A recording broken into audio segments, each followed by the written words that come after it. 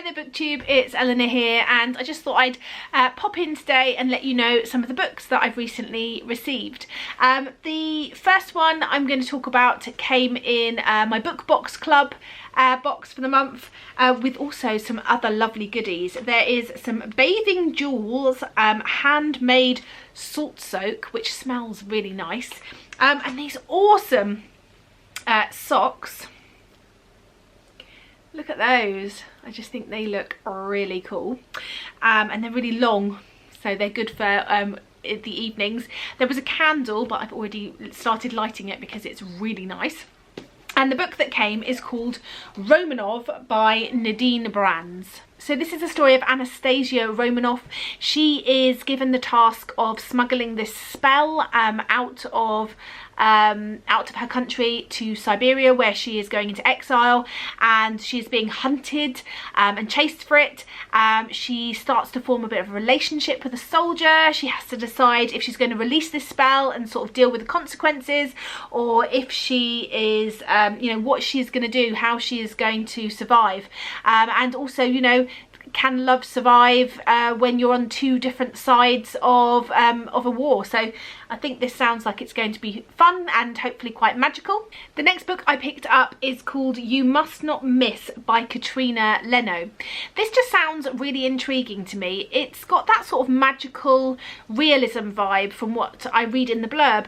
It's about a girl, and she's had quite a rough time of it. I think her father drinks, I think her sister's left town, I think something's happened at a party. There's loads going on in her life. Her best friend's now not talking to her. She's called slut down the hallways, and she sort of escapes to her notebook where she writes about this magical place called Nia, and slowly this magical place, I believe, becomes sort of more of a reality, and it's that cross between reality and make-believe. And I think in this sort of place called Nia, she is able to sort of reenact her revenge, or to be able to get revenge on things, and it's sort of that blurring of lines. I don't know much more about it than that, but I just think it sounds like a really intriguing premise. The next one I picked up is called Call It What You Want by Brigid Kemmerer.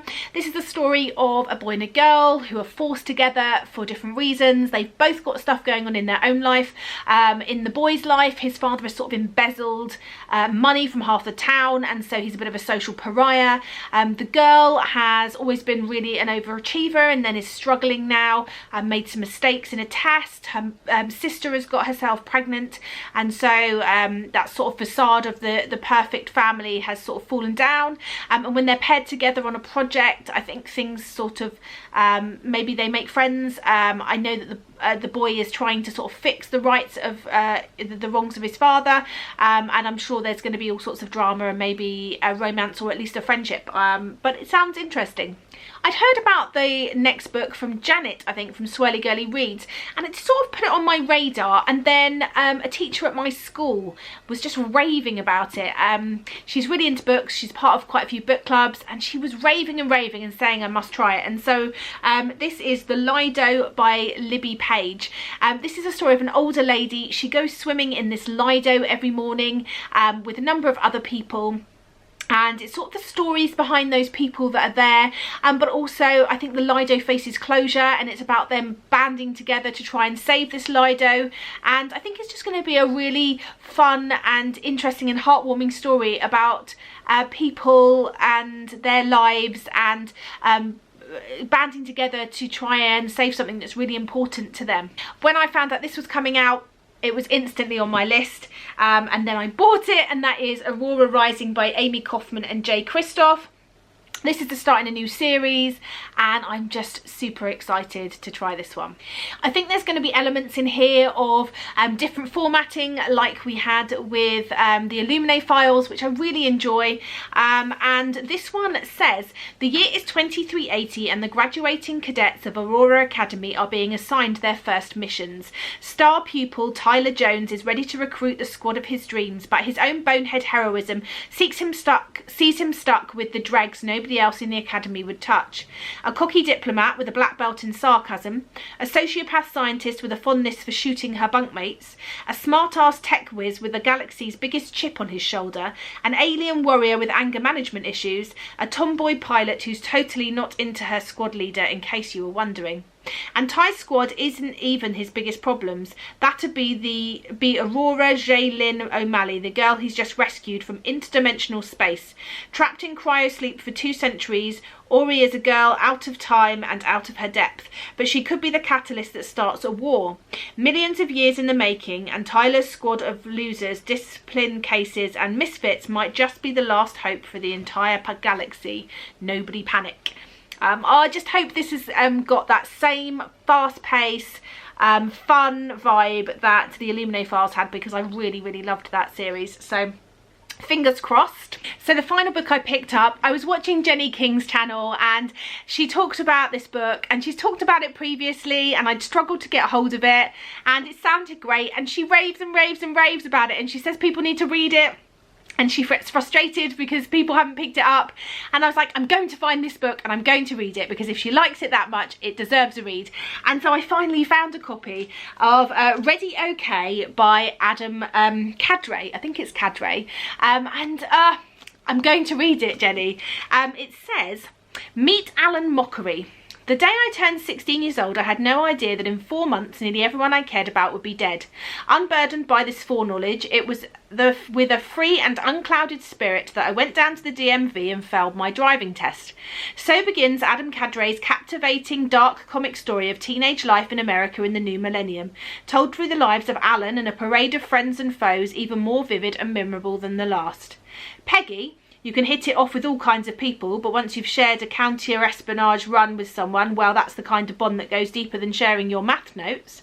Siren, they asked us what our career plans were, and Siren said she was going to be a lake girl. Then we fed these mile-long scantrons into a computer, and it said that the career that she was actually best suited for was a Laker girl. Echo, her eyes could bore a hole in you the size of a chicken pot pie, and she always dressed entirely in black, which is pretty lame, but certainly impresses the hell out of most 15-year-olds. Molly, she had her own heater to make sure her room stayed a toasty 84 degrees. This probably would have been uncomfortably hot if not for the fact that Molly refused to wear any clothes whatsoever. These are just a few of the people you'll meet watching Alan and friends try to shepherd one another through a minefield of violence, drugs and parental abandonment as their story careens to its gripping end. Adam Cadre has created a heartfelt original novel that offers a new way of looking at the perennial struggles of teenagers. Ready OK is just the right novel at the right time, a powerful and entertaining story that an entire generation of readers can embrace and call its own. And this just sounds like it's going to be really fun, and I know that Jenny really likes it, so I want to be able to read this, and then I shall be voxering you, Jenny. I shall be certainly trying to get hold of you and discuss my thoughts and feelings on it when I get to reading this. So thank you to her for the recommendation, and I'm really pleased that I finally got hold of a copy. So that is the books that I've picked up recently. There is one more book that I have picked up recently, but I won't be talking about it now or showing it to you because I'm making a vlog of me reading it and talking about it a lot more there. So keep your eyes peeled for a sort of book review vlog video coming up soon, hopefully. And yeah, I'm hoping that some of these books will start to get my mojo going a bit, because I've been feeling a little bit slumpy. But yeah, what have you been reading? Have you read any of these? Any recommendations are always welcome. If anybody wants to sort of shove books my way in terms of recommendations, then please always put them in the comments down below, because I do make a note of them, and then as and when I've got that feeling for them, then I purchase them for myself.